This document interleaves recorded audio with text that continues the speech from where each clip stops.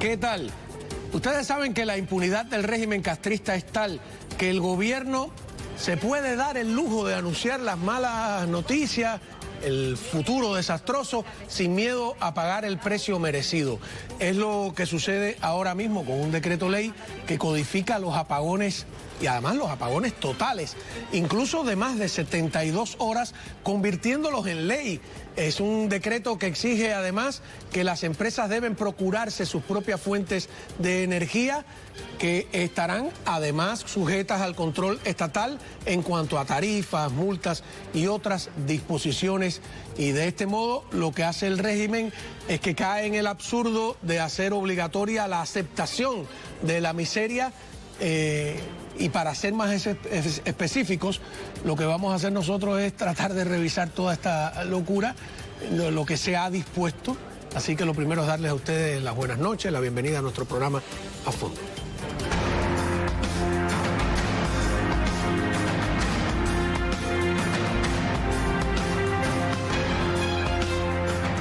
Muy bien, y para tratar de entender este manicomio, Sabrina Hernández, periodista, muchísimas gracias por estar con nosotros. Gracias a ti, Cabo, un placer estar contigo.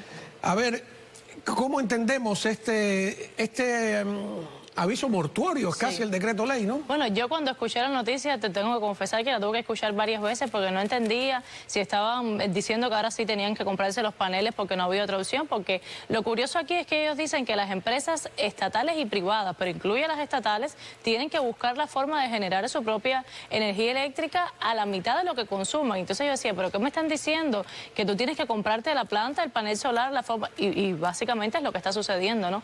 Pero es tanto el absurdo, como tú decías, el burlarse del pueblo en su propia cara, porque sabemos que manifestarse no pueden, pero ya ahora esta contingencia energética, porque ellos le ponen un nombre complicadísimo a todo, va a estar justificada por 72 horas y no va a pasar absolutamente nada, claro. Esto es porque definitivamente la guitera, que es la columna vertebral de las termoeléctricas en Cuba, no hay forma de que entre en el sistema eléctrico nacional y sigue, incluso en el día de ayer. De Matanzas, ¿no? Exacto. La pusieron en funcionamiento en horas de la mañana y ya en la tarde volvió a salir porque no logran mantenerla ni aunque sea 12 horas continuas. Entonces, esto es para justificar el colapso energético que hay en el país y que se viene en los próximos días. Bueno, y ellos ya lo publicaron en la Gaceta Oficial, que eso significa que desde el momento que se publica es ley. Vamos a ver cómo lo explica la directora general de la Oficina Nacional para el Control del Uso Racional de la Energía. ¿Qué nombrecito? Decreto es válido destacar que aplica a todos los actores económicos, no aplica al sector residencial, aplica a los actores económicos. ¿Qué actores económicos? Bueno, tanto los estatales como los privados. Y en el decreto lo que se trata es de promover que cada uno de estos usuarios generen su propia electricidad a partir de fuentes renovables de energía, como una de las acciones que contribuyen al cambio de la matriz energética de todo el país. Establece que en estos casos las nuevas inversiones que hoy surjan en estos actores económicos tienen que nacer con fuentes renovables de energía obligatoriamente. Tienen que ellos solos autoabastecerse, porque con la situación actual del sistema electroenergético nacional es imposible seguir asimilando cargas, que por supuesto que es lo que van a recrudecer la situación del servicio a la población. Por tanto, todo el que nazca como inversión tiene que nacer con sus fuentes renovables de energía.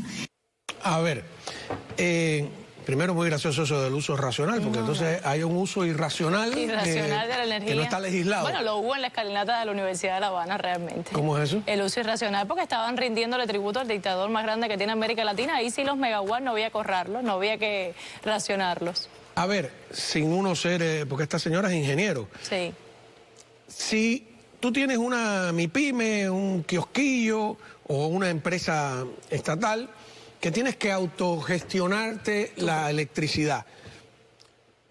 Si hay una planta eléctrica, esa planta eléctrica necesita combustible. ¿De dónde sale el combustible? No sé, tendrán que importarlo también. Entonces, lo otro sería que no es tan fácil como, no es coser y cantar, tener un panel solar.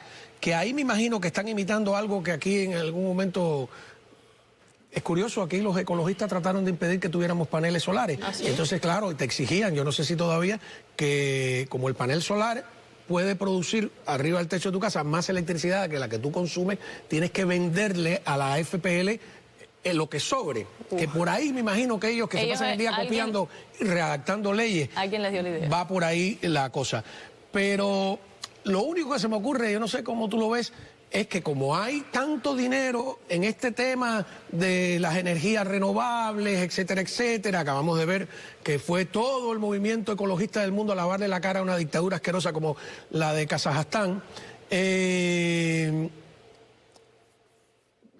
por ahí les llegue dinero, ¿no? Sí, es como un pretexto para... Bueno, el mismo Díaz-Canel hace apenas unos días estaba diciendo que el país había visto desabastecido por la falta de las remesas, porque ha bajado el turismo.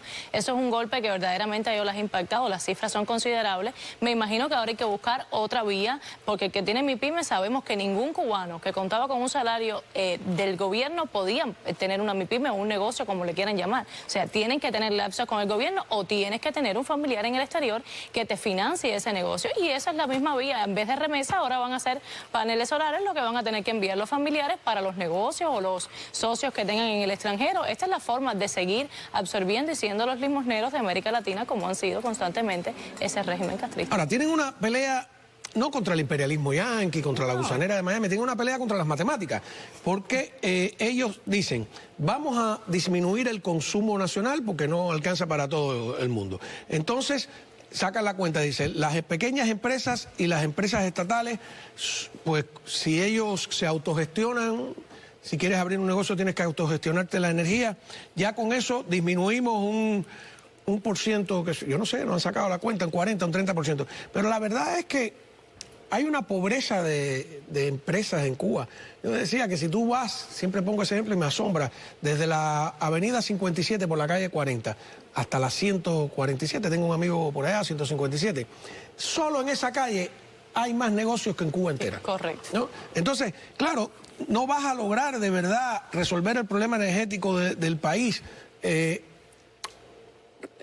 quitándote de encima, que es lo que están haciendo a las empresas, porque no pueden hacer lo mismo con el gran consumo, al final es el de cada casa. Claro, no, y el del gobierno en general, porque por ejemplo, la mayor parte de los negocios sabemos que corresponden a ellos, son estatales, negocios estatales, y eso no se va a frenar porque ya vemos que ellos demuestran que no les interesa pues ahorrar lo que sí les pertenece, y esto es un absurdo hacerle creer a un pueblo que ya abrió los ojos y sabe la realidad que está viviendo, que va a ser obligatorio también para las empresas estatales, porque ella dijo que era de obligatoriedad, o sea, es obligatorio el tener que generar tu propia energía.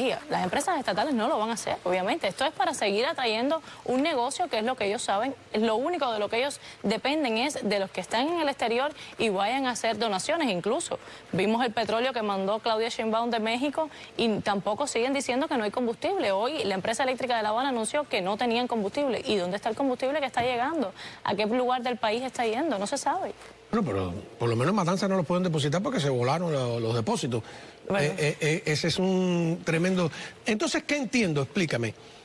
Que ellos están avisando desde ahora que aquellos dos apagones generales no van a ser una excepción, sino una regla. Correcto. Ellos lo están poniendo como un decreto ley, ahí te lo están diciendo, de más de 72 horas. O sea, eso ya es algo con el cubano tiene que adaptarse. Apagón por ley. Apagón por ley.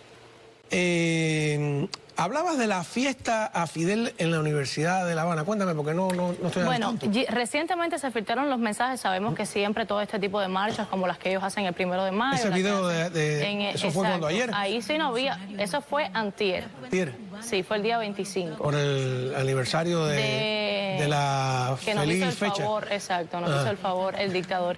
Y ahí no había, primero, las sillas parejitas, un coro, las luces, las pantallas. No había apagón, no se fue la luz ahí. No había apagón ni había embargo. Definitivamente ahí no había embargo porque gozaban. ¿Cuánto dinero tuvo que poner y disponer la dictadura ahí para ese show? Y además, los estudiantes les mandaron unos mensajes que se filtraron. Ok, yo estoy segura, expusieron el pueblo mismo que está cansado de ser reprimido, el pullover con el que tenían que ir, que tenían que llevar agua, que tenían que llevar paraguas, porque esto comenzó desde la tarde. Tienes que autogestionarte la marcha. Exacto, tienes que es absurdo. Además, sabemos que todos estos niños que lamentablemente están siendo adoctrinados, no sé si viste el video que anda por ahí de 3 niñas que le estaban haciendo preguntas de ¿qué hacías aquí? Y ellas decían, yo estoy aquí, y se aprendieron un guión, y la segunda se le olvidó el guión, pobrecita, a la niña. Y realmente el adoctrinamiento que sufre la juventud, mira las caras de las personas en este acto, que se ve que voluntariamente no están. ¿No tiene música eso? Eso es... Sí, ellos ahí estaban bailando baile español y todo. No, fue un show, claro, fue un show donde los megawatts ahí no importaban. Porque ahora sabes que al pueblo ya no le dicen las horas de apagón, ahora es los megawatts de afectación. Ahora tienen que volverse ingenieros eléctricos para poder entender que... O sea, que te dice, te tocan tantos megawatts de apagón y tienes que sacar la cuenta. Y tienes que sacar la cuenta. Yo todavía no lo he logrado entender, pero es así.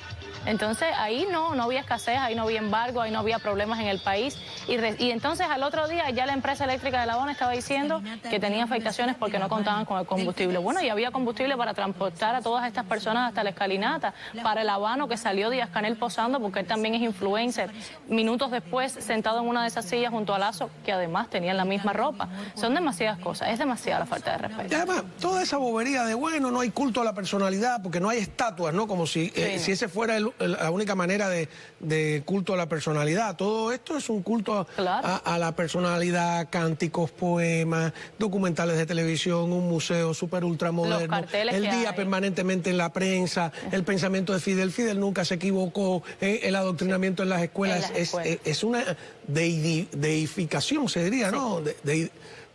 Tratarlo como si fuera una deidad. Exacto. Y es una cosa que, bueno, en nuestra época nos machacaron con eso. Yo me imagino que ahora me llama la atención también un detalle de Fidel Castro, y lo decía el otro día. Pasó inadvertido el aniversario de su muerte. Ningún periódico importante del mundo lo recordó. Es el que creían venderlo como un personaje de la historia, es el más rápidamente olvidado. No hay una doctrina castrista, no hay un libro, no es un libro escrito, no hay una política de verdad, una estrategia, es como un mar de saliva, una recopilación de discursos y más discursos repetitivos. Y la dictadura ya es el único que se está empeñando en rescatar algo que verdaderamente no es rescatable. La comunidad internacional no lo ha recordado, algo que él quería pues imitar de el asesino Ernesto Guevara. Eso no lo logró, o sea, endiosar a una figura que realmente causó tanto dolor, yo creo que eso es algo que también tenemos que agradecerle a todos los presos políticos, a todos los que han alzado su voz en la comunidad internacional. Hoy el mundo reconoce que Cuba lleva en dictadura 65 años, hoy el mundo reconoce que Fidel fue un dictador que dejó odio y dolor a su paso y que no solo se quedó en Cuba, llegó a Venezuela. Ahora, hay una noticia, reportes de que ha muerto Carlos Aldana. Carlos Aldana era el que dirigía el departamento, como rayo se llamara, de orientación revolucionaria, ¿no? Que era una suerte de vigilante ideológico, censor, que incluía líneas políticas para la radio, la televisión, la prensa, los escritores, etcétera. Ahí lo vemos, el de la izquierda, hermano La Guardia, Norberto Fuente a la derecha de Raúl. A partir del caso Ochoa, yo creo que empieza tal vez su desgracia. Hay una fuente que sacó Norberto Fuentes, una foto que sacó Norberto Fuentes hace poco, de él ya viejo, creo que tenía 84 años de edad, etcétera. Lo curioso es que cuando nombran a Robaina, que era una persona joven en ese momento, algunos se hicieron ilusión de que se iba a producir una renovación generacional. Y se habló de Carlos Aldana como el tercer hombre en la línea. Bueno, que a mí siempre me pareció una cosa un poco alocada, ¿no? Fidel, Raúl, Aldana, como si Aldana le iba a pasar por arriba a Ramiro y a toda la gente de los cuerpos militares. Eso era impensable. Dicen que él alardeó en algún instante de yo soy el heredero. Le dijeron, ¿heredero? ¿Para dónde? Creo que lo mandaron a dirigir en Cienfuegos o algo así. Tony, ¿cómo se llama el hotel ese? Topes de Collante, ¿no? Mira, la gente sabe. Bueno, Camilo Egaña, que era muy conocido en la televisión cubana, dice que se lo encontró en Topes de Collante y le dijo, ¿quién te vio y quién te ve? Así mismo, ellos le llamaban plan pijama cuando uno veía, que eso ha seguido, o sea, lo hemos visto con Alejandro Gil, cuando les molesta, pues se van y no los ves más y dicen que se cometieron errores que no eran permitidos. Siempre dicen el mismo discurso, fíjate para que veas, ellos lo repiten ahora con sacan, dicen que usó una tarjeta de crédito, o que se tomó una cerveza, las fotos aquellas de Felipe Pérez Roque con Carlos Laje en una fiesta, la verdad que no había nada del otro mundo en esa fiesta, ¿no? Pero te lo hacen ver, igual que le sacaron a Osvaldo Payá unas fotografías en la playa bañándose con su familia, como si estuviera disfrutando de los dólares del imperialismo, qué sé yo. Aquí cuando, claro, te usan y te desechan cuando no les sirves. Cuando pueden. Pero fíjate cómo matan a las personas moral, física y en la memoria, que yo hoy busqué, señor Carlos Aldana, y salvó esa foto de Norberto Fuentes. No hay ninguna imagen nueva. Y tú como joven ni siquiera habías oído hablar de él. Había oído hablar de él. O sea, me enteré cuando me comentaste. Un tipo que era tan importante, supuestamente, que era la verdad que no. el tercer hombre que se... Bueno, le pasó también a Robaina que el ministro de Relaciones Exteriores del gobierno de José María Aznar lo trata como si fuera el futuro, el heredero. Robaina sí logró ser algo... Y él él admitió el elogio. Exacto. Admitir el elogio de que vas a ser el heredero con la bestia viva, eso es... No, es imposible. Además, ahí sabemos que hay manos mucho más poderosas. Ellos fueron un grupo que lograron engañar a un pueblo y hacer lo que hicieron y comenzar esa dictadura, ¿no?, que se ha llevado a varios países de América Latina, porque sabemos que, como tú decías, Ramiro, Bruno incluso, que ha sido una pieza clave en lo que es insertar el castrismo en países de América Latina. O sea, son demasiados poderes y creer que hay un tercer poder fuera de los Castro me parece algo que es imposible. Bruno, como es Rodríguez Parrilla, puede que sobreviva porque es tan gris, es tan